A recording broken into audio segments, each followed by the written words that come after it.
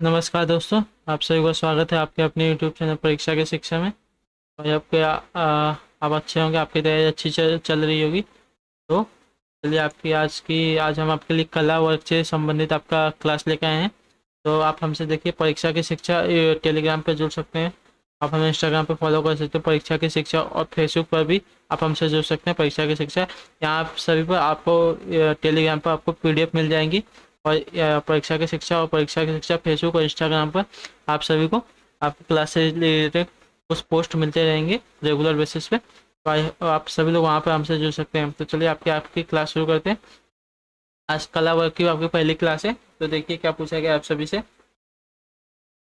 निम्नलिखित में से कौन सा खाद्य सुरक्षा प्रणाली का एक घटक है? तो बताना है निम्नलिखित में से कौन सा एक खाद्य सुरक्षा सुरक्षा प्रणाली का एक घटक है।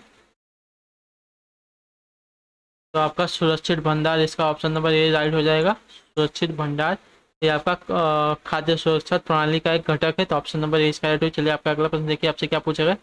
भारत में ग्रामीण क्षेत्र के लिए आवश्यक औसत कैलोरी कितनी होती है?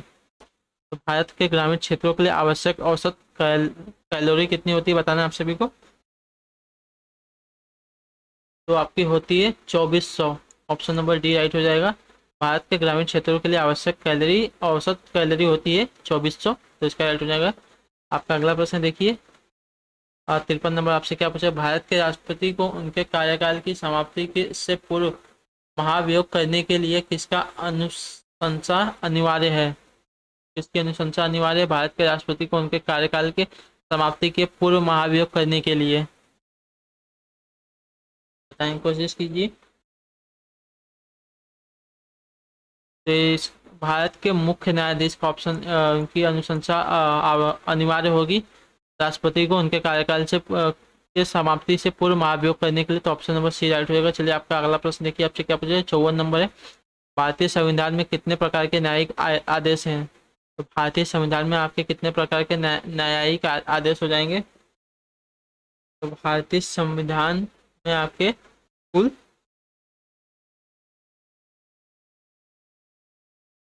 भारतीय संविधान में कुल आपके 5 प्रकार के न्यायिक आदेश हो जाएंगे। तो ऑप्शन नंबर ए इसका राइट हो जाएगा। 5 प्रकार के न्यायिक आदेश है। आपका अगला प्रश्न देखिए आपसे क्या पूछा गया। चित्तौड़ में विजय स्तंभ द टावर ऑफ विक्ट्री किसने बनवाया था? तो चित्तौड़ में जो विजय स्तंभ है किसने बनवाया था, आपको बताने की कोशिश कीजिए। तो जो विजय स्तंभ है ये राणा महाराणा कुंभा ने बनवाया था। ऑप्शन नंबर बी इसका राइट हो जाएगा। जो चित्तौड़ में विजय स्तंभ है उसका निर्माण महाराणा कुंभा ने करवाया था। तो ऑप्शन नंबर यहाँ पे कुंभा होगा, नहीं दिया गया है। तो सही के यहाँ पे कुंभा हो जाएगा। तो ऑप्शन नंबर बी इसका राइट है। चलिए आपका अगला प्रश्न देखिए आपसे क्या पूछा गया। 55 नंबर है।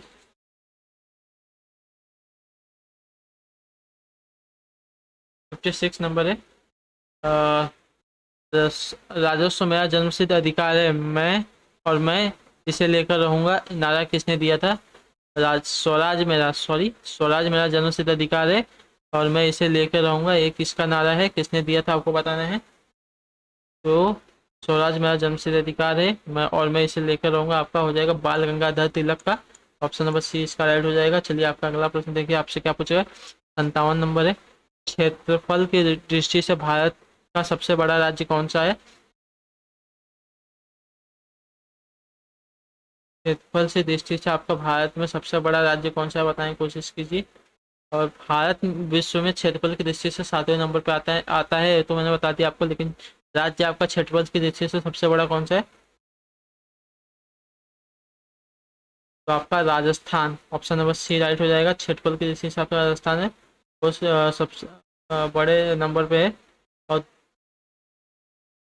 दूसरे नंबर पे आता है मध्य प्रदेश। तीसरे पे आता है महाराष्ट्र। उसके बाद चौथे पे आता है हमारा उत्तर प्रदेश। आपका ऑप्शन नंबर सी राइट हो जाएगा। चलिए आपका अगला प्रश्न देखते हैं क्या दिया गया है।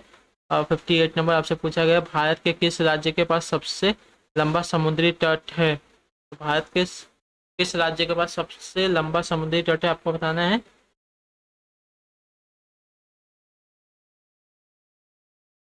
तो भारत का आपका गुजरात के पास सबसे लंबा समुद्री तट है। ऑप्शन नंबर बी इसका राइट हो जाएगा। भारत में मुख्य तट तट रेखा की लंबाई है 6100 किलोमीटर। सबसे बड़ी तट रेखा आपकी गुजरात के पास है जो कि 1214 किलोमीटर है। उसके बाद आपकी आंध्र प्रदेश की है 973 किलोमीटर। और उसके बाद है आपकी तमिलनाडु की 906 किलोमीटर। ठीक है, तो सबसे बड़ा पहला हो जाएगा आपका गुजरात के पास। तो ऑप्शन नंबर बी इसका राइट है। चलिए आपका अगला प्रश्न देखिए। 59 नंबर आपसे क्या पूछा है, निम्नलिखित में से पौधे के किस भाग में कक्षीय कली विकसित होती है। तो बताना है पौधे के किस भाग में आपकी कक्षीय कली विकसित होती है। इस शाखा में विकसित होती है। ऑप्शन नंबर सी राइट हो जाएगा आपका। इसका भी ऑप्शन नंबर सी है दोस्तों, राइट हो जाएगा। चलिए आपका अगला प्रश्न आपसे क्या पूछा गया, 60 नंबर प्रश्न है। जाइलम निम्नलिखित में से किसके परिवहन में सहायता करती है। तो जाइलम निम्नलिखित में से किसके परिवहन में सहायता करती है, बताने की कोशिश कीजिए। आपका राइट आंसर क्या होगा, जाइलम। तो जाइलम आपकी हो जाएगी पानी परिवहन में सहायता करती है। तो ऑप्शन नंबर इसका सी राइट हो जाएगा। जाइलम नामक संवहनी उत्तक का कार्य जड़ों द्वारा जल ग्रहण करके पौधों के विभिन्न भागों में पहुंचाना होता है तथा एल एलोएम का कार्य पौधे के हरे भरे भागों में पहुंचाना होता है। ठीक है, तो ऑप्शन नंबर इसका बी राइट हो जाएगा। चलिए आपका अगला प्रश्न देखते हैं। 61 नंबर आपसे क्या पूछे, पांच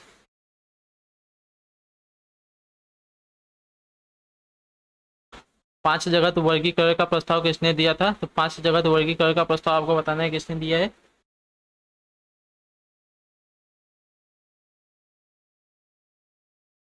पांच जगत वर्गीकरण का प्रस्ताव आपको किसने दिया था बताइए। तो आपका हो जाएगा आर एच विक्टर ने। अभी आपको मैंने आर एच विक्टर आपका इसका राइट आंसर होगा, आर एच विक्टर।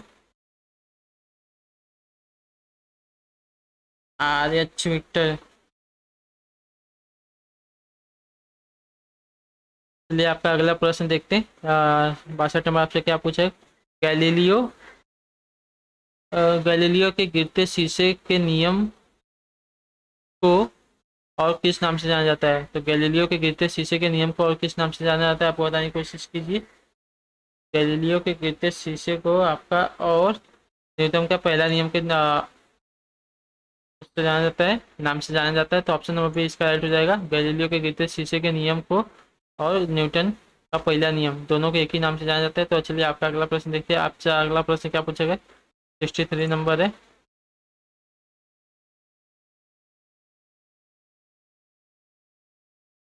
निम्नलिखित में से कौन सा यंत्र धातु भट्टियों के अंदर के तापमान को मापने के लिए सबसे उचित है। तो बताएं कोशिश कीजिए कौन सा धातु यंत्र है जो धातु भट्टियों के अंदर के तापमान को मापने के लिए उचित होगा। आपका हो जाएगा पायरोमीटर। ऑप्शन नंबर बी ए इसका राइट हो जाएगा। अत्यधिक उच्च तापों को मापने के लिए आपका पायरोमीटर का प्रयोग किया जाता है। तो ऑप्शन नंबर ए इसका राइट हो जाएगा। चलिए आपका अगला प्रश्न देखते हैं क्या पूछेगा। 64 नंबर, LNN का संक्षिप्त रूप क्या है। LNN का संक्षिप्त रूप क्या हो जाएगा, बताने की कोशिश कीजिए। इसका राइट आंसर क्या होगा। तो LNN का, सॉरी यहाँ पे LAN का होना चाहिए था, एन नहीं होना चाहिए था। LAN का संक्षिप्त रूप आपका क्या हो जाएगा। तो इसका हो जाएगा local area network. Option number C local area network इसका संक्षिप्त रूप हो जाएगा, असंक्षिप्त रूप हो जाएगा। तो आपका ऑप्शन नंबर सी राइट हो जाएगा। चलिए आपसे अगला प्रश्न आपसे देखिए क्या पूछेगा। 65 नंबर, जब एक चींटी काटती है तो किस अम्ल का रिसाव करती है आपका। जब एक चींटी काटती है तो किस अम्ल का रिसाव करती है, आपको बताना है। जब एक चींटी काटती है तो फॉर्मिक अम्ल का रिसाव करती है। ऑप्शन नंबर बी इसका राइट हो जाएगा। ऑप्शन नंबर बी फॉर्मिक अम्ल। ये आपका अगला प्रश्न देखते हैं। आपसे क्या पूछा है, निम्नलिखित में से कौन एक ठोस तेल का उदाहरण है। ठोस या सेल बताइए कोशिश की। निम्नलिखित में से कौन सा एक ठोस सोल का उदाहरण है। निम्नलिखित में से कौन आपका एक ठोस सोल का उदाहरण हो जाएगा, बताइए। तो ये हो जाएगा रंगीन पत्थर। ऑप्शन नंबर सी इसका राइट हो जाएगा। आपका रंगीन पत्थर होता है वो एक ठोस सोल का उदाहरण होता है। तो ऑप्शन नंबर सी इसका राइट है। चलिए आपका अगला प्रश्न 67 नंबर आपसे देखिए क्या पूछेगा। इटाई इटाई नामक बीमारी के लिए कौन सी धातु उत्तरदायी होती है। तो इटाई इटाई नामक जो होती है उस नामक बीमारी है उसके लिए कौन सी धातु उत्तरदायी होती है बताने की कोशिश की। जो इटाई इटाई नामक बीमारी होती है ये आपकी होती है कैल्डियम धातु की उत्तरदायी होती है। तो ऑप्शन नंबर ए इसका है कैल्डियम। इटाई इटाई नामक बीमारी के लिए आपका कैल्डियम धातु उत्तरदायी हो जाएगा। तो ऑप्शन नंबर ए इसका राइट है। चलिए आपका अगला प्रश्न बहुत बड़ा दिया है एकदम।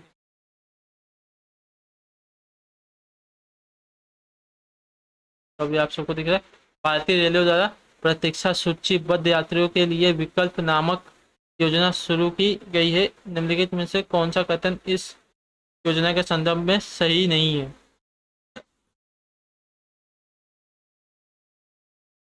तो भारतीय रेलवे द्वारा प्रतीक्षा सूचीबद्ध यात्रियों के लिए विकल्प नामक योजना शुरू की गई है। तो इन यहाँ पे चार कथन दिए, चारों कथन में से आपका कौन सा कथन सही नहीं आपको बताना है इस योजना के तहत में।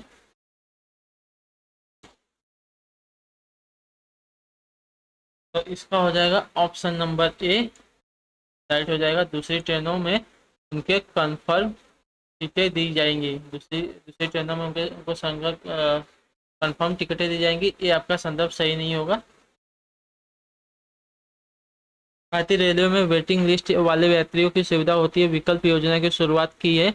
इस योजना के अंतर्गत यात्रियों को 5 ट्रेन चुननी होगी तथा यह सुविधा केवल ऑनलाइन टिकटों पर उपलब्ध होगी। इस योजना में यात्रियों को मेल एक्सप्रेस ट्रेन में बुकिंग होने के बाद भी स्पेशल राजधानी शताब्दी ट्रेनों में सफर का मौका मिल सकता है। कहते हुए विकल्प योजना में दूसरी ट्रेनों में कंफर्म सीट मिल जाएगी यह निश्चित नहीं है। ठीक है, आपका ऑप्शन नंबर ए हो जाएगा राइट आंसर है। जो कि भारतीय रेलवे द्वारा प्रतीक्षा सूचीबद्ध यात्रियों के लिए विकल्प नामक योजना शुरू की गई थी।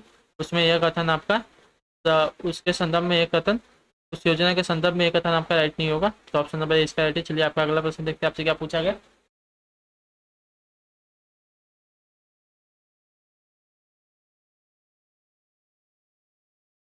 हैजा के रोगाणु की खोज किसने की थी। तो हैजा का जो रोगाणु है उसकी खोज किसने की थी आपको बताइए। तो हैजा के रोगाणुओं की खोज आपकी फिलिप्पो पकनी ने की थी। तो ऑप्शन नंबर ए राइट हो जाएगा फिलिप्पो पकनी। तो ऑप्शन नंबर ए इसका राइट है। हैजा के रोगाणुओं की खोज आपकी फिलिप्पो पकनी ने की। तो ऑप्शन नंबर ए इसका राइट है। चलिए आपका अगला प्रश्न 70 नंबर आपसे क्या पूछा गया। 70 नंबर है निम्नलिखित का मिलान कीजिए। तीन तीन तीन दिए गए इनका मिलान करने की कोशिश की क्या होगा। तो मिताली राज आपका किससे संबंधित हो जाएंगी। तो मिताली राज आपकी क्रिकेट से संबंधित हो जाएंगे। ऑप्शन नंबर सी पहले का। और दूसरा है पूरन पूरन रानी। पूरन रानी हो जाएगी आपकी हॉकी से संबंधित। और ललिता बाबर हो जाएंगी 3000 किलोमीटर लंबी बाधा दौड़ की संबंधित हो जाएंगी। 3000 मीटर लंबी बाधा दौड़ की। तो ऑप्शन नंबर देख लीजिए आपका कौन सा राइट हो जाएगा। यहाँ पे पहले का सी से, तो पहले का सी से यहाँ पे भी है, यहाँ पे भी है। तो ये अपना ये दो कट कर दीजिए नहीं होगा। और पूरन रानी हॉकी से दूसरे का भी नहीं है। दूसरे का तो ये भी राइट नहीं है। ऑप्शन नंबर सी डी इसका राइट हो जाएगा। चलिए आपका अगला प्रश्न देखते हैं आपसे क्या पूछा गया है। 71 नंबर है अल्पसंख्यक समुदाय की कला तथा शिल्पकारी को प्रोत्साहन देने के लिए हुनर हाट प्रदर्शनी निम्नलिखित में से किस कार्यक्रम से प्रारंभ किया गया था। अल्पसंख्यक समुदाय की कला तथा शिल्पकारी को प्रोत्साहन देने के लिए हुनर हाट प्रदर्शनी निम्नलिखित में से किस कार्यक्रम से आरंभ किया गया था आपको बताना है। तो हो जाएगा IITF नई दिल्ली 2016। वर्ष 2016 में भारतीय अंतर्राष्ट्रीय व्यापार मेले में हुनर हाट को प्रारंभ किया गया था। इसका उद्देश्य अल्पसंख्यक समुदाय के शिल्पकारों को प्रोत्साहन देना था। ऑप्शन नंबर बी इसका राइट हो जाएगा। चलिए आपका अगला प्रश्न देखते हैं। ऑस्कर पुरस्कार 2017 में कौन सी फिल्म ने सर्वश्रेष्ठ फिल्म का पुरस्कार जीता है आपको बताना है। ऑस्कर 2017 का ऑस्कर पुरस्कार में सर्वश्रेष्ठ फिल्म का और किसने जीता है। ये हो जाएगा मूनलाइट ने। ऑप्शन नंबर सी इसका राइट हो जाएगा। चलिए आपसे देखिए आपका अगला प्रश्न आपसे क्या पूछा गया है, देखिए उसका आंसर देने की कोशिश कीजिए, इसका राइट आंसर क्या हो जाएगा। 73 नंबर है, सिटीजन एंड सोसाइटी नामक पुस्तक के लेखक कौन है। तो सिटीजन एंड सोसाइटी नामक पुस्तक के लेखक आपके कौन हो जाएंगे, बताने की कोशिश कीजिएगा। तो सिटीजन एंड सोसाइटी नामक पुस्तक के लेखक आपके हामिद अंसारी हो जाएंगे। ऑप्शन नंबर बी इसका राइट हो जाएगा। सिटीजन एंड सोसाइटी नामक पुस्तक के लेखक आपके हामिद अंसारी हो जाएंगे। ये भारत के पूर्व उपराष्ट्रपति मोहम्मद हैं और ये वर्ष 2007 से 2017 तक भारत के उपराष्ट्रपति थे। आपका अगला प्रश्न देखिए, 74 नंबर प्रश्न आपसे पूछा, भारत ने हाल ही में किस देश के साथ भारत में जल संरक्षण के लिए समझौता ज्ञापन किया है। भारत ने हाल ही में किस देश के साथ अपना भारत जल संरक्षण के लिए समझौता ज्ञापन किया है, बताना है आप सभी को। तो भारत ने इजराइल के साथ जल संरक्षण समझौता किया है। प्रधानमंत्री मोदी 5 जुलाई 2017 को इजराइल यात्रा पर गए थे।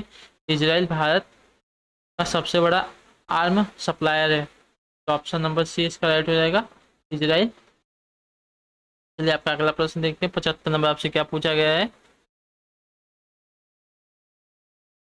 निम्नलिखित में से भारत का कौन सा पड़ोसी देश अफीम का सर्वाधिक उत्पादक है।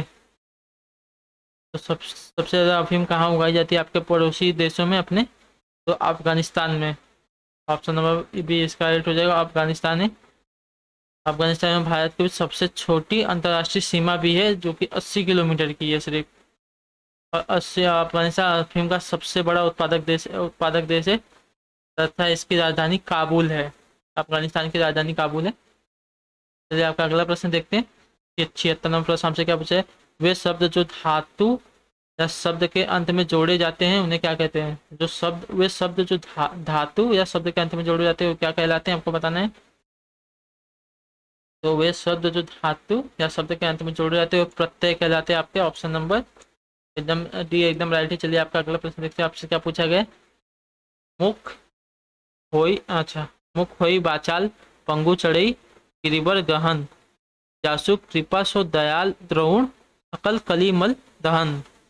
प्रयुक्त प्रश्न में कौन सा छंद है आपको बताने की कोशिश कीजिए। इसका राइट आंसर क्या है, मुख होई बाचाल पंगु चढ़ई गिरिबर गहन जसु कृपा सो दयाल द्रोण सकल कली मल दहन। इस पंक्ति में आपका कौन सा छंद हो जाएगा, बताने की कोशिश कीजिए। ये हो जाएगा आपका सोरठा छंद, ऑप्शन नंबर ये इसका राइट है। चलिए आपका अगला प्रश्न देखते हैं, 79 नंबर क्या पूछा है।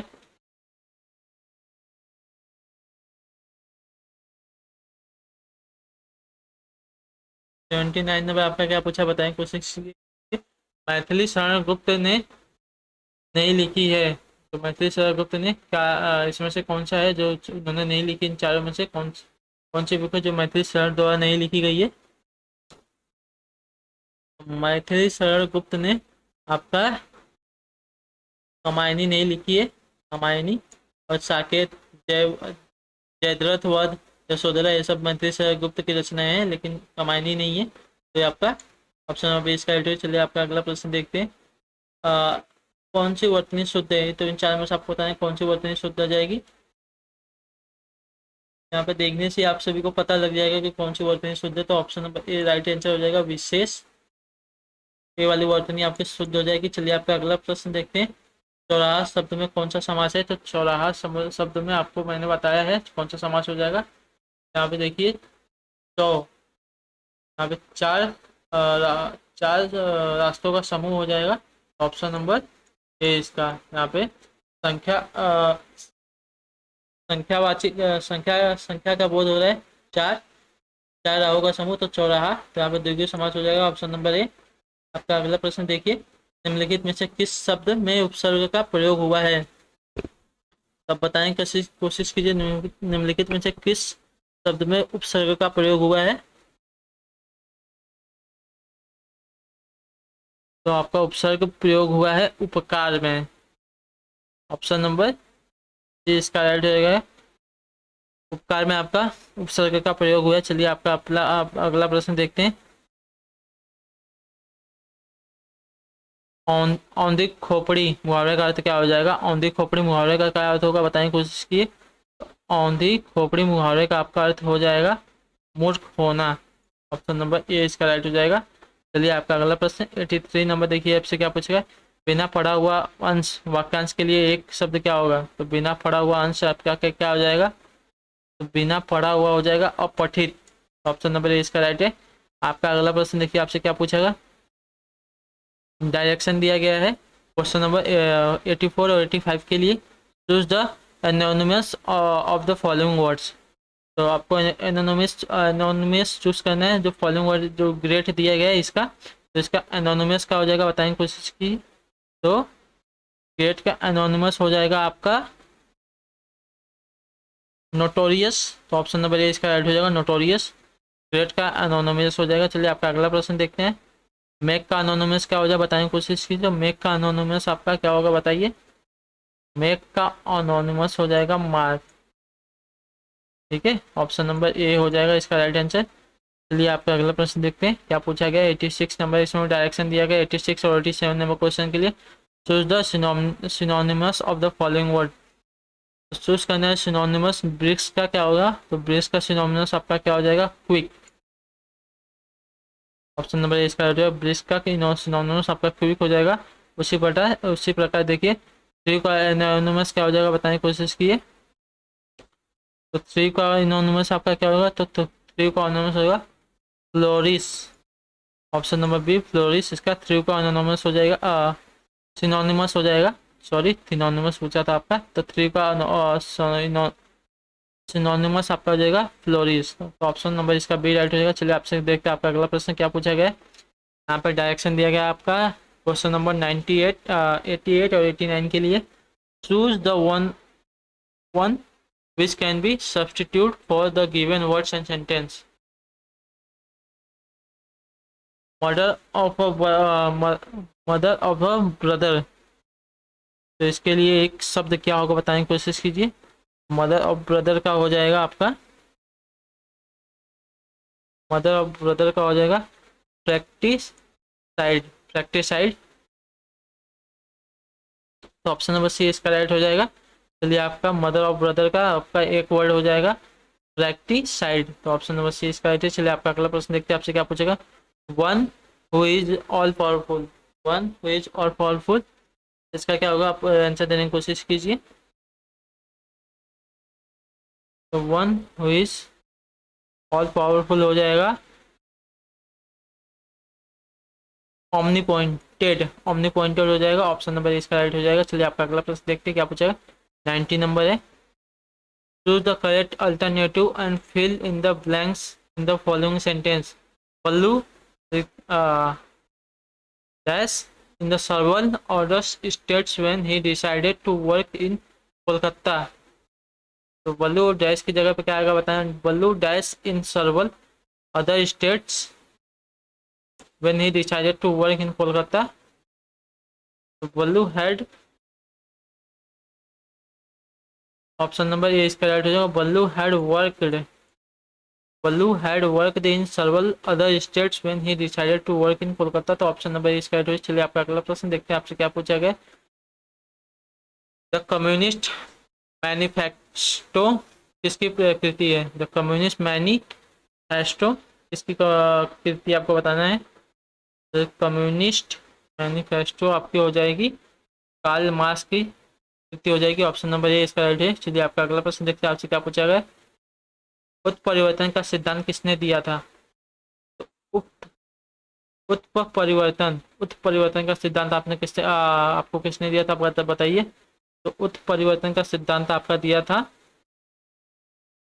ह्यूगो डी व्रिज ने। ह्यूगो डी व्रिज ने दिया था। ऑप्शन नंबर सी इसका राइट हो जाएगा। चलिए आपका अगला प्रश्न देखते हैं क्या पूछा गया आपसे। 93 नंबर है। जाति की यह परिभाषा जब एक वर्ग पूर्णतः वंशानुक्रम पर आधारित होता है तो तब हम उसे जाति कहते हैं। किसने दी थी जाति की परिभाषा। जब हम एक वर्ग पूर्णतः वंशानुक्रम पर आधारित होता है तो हम उसे एक जाति कहते हैं। ये परिभाषा आपकी किसने दी थी ये बताना है। तो ये परिभाषा आपकी CH कुले ने दी थी। ऑप्शन नंबर डी राइट हो जाएगा। CH कुले ने परिभाषा जाति की परिभाषा दी थी, जब हम एक वर्ग पूर्णतः वंशानुक्रम पर आधारित होता है तो हम उसे जाति कहते हैं। ठीक है, तो ये आपकी परिभाषा CH फुले ने दी थी। आपका अगला प्रश्न देखते हैं, आपसे क्या पूछेगा 94 नंबर। नातेदारी की यह परिभाषा किसने दी है, बताना है। नातेदारी सामाजिक उद्देश्यों के लिए स्वीकृत वंश संबंध है जो कि सामाजिक संबंधों के परंपरागत संबंधों पर आधार है, लेकिन किसने दिया है आपका। तो नातेदारी की यह परिभाषा आपको किसने, नातेदारी सामाजिक उद्देश्यों के लिए स्वीकृत वंश संबंध है जो कि सामाजिक संबंधों के परंपरागत संबंधों पर आधार है। तो ये हो जाएगा आपको किसने दिया, आपको बताने की कोशिश कीजिए। तो दिया है आपका रेड क्लिफ ब्राउन ने, ऑप्शन नंबर बी इसका राइट हो जाएगा। नातेदारी की परिभाषा आपके रेड क्लिफ ब्राउन ने दी है। आपका अगला प्रश्न देखिए, आपसे क्या पूछेगा, 95 नंबर है।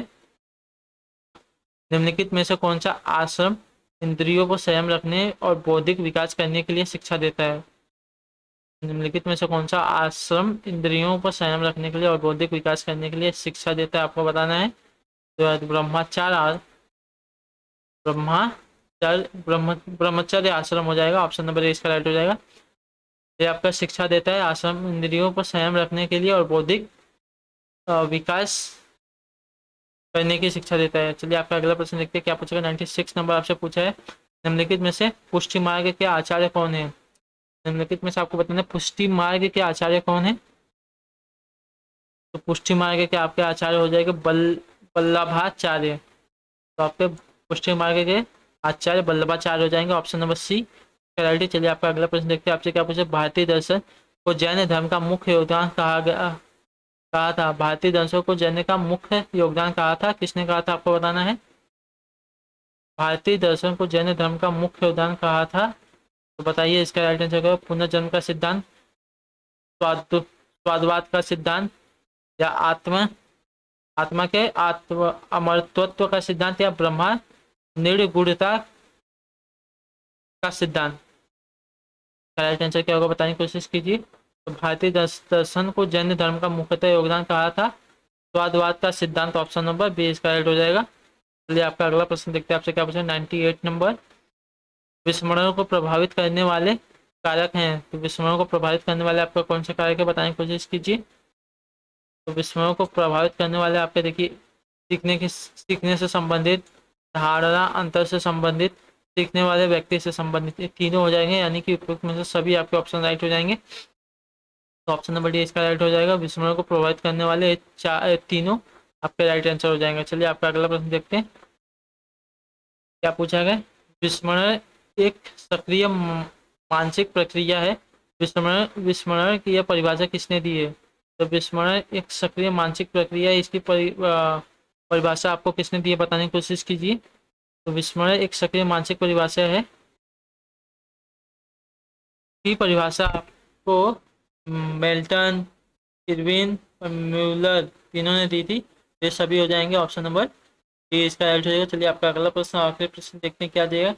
मनोविज्ञान की पहली प्रयोगशाला 1879 किसने खोली, बताने की कोशिश किया। मानव विज्ञान की पहली प्रयोगशाला किसने खोली है।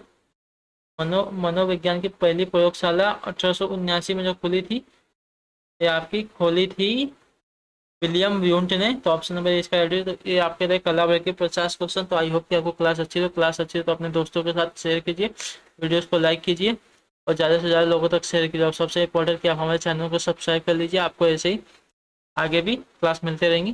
तो चलिए आपसे हम अभी विदा लेते हैं, आपसे मिलते हैं हम आपकी अगली क्लास में। तब तक के लिए tata bye bye, take care, Jai Hind, जय भारत।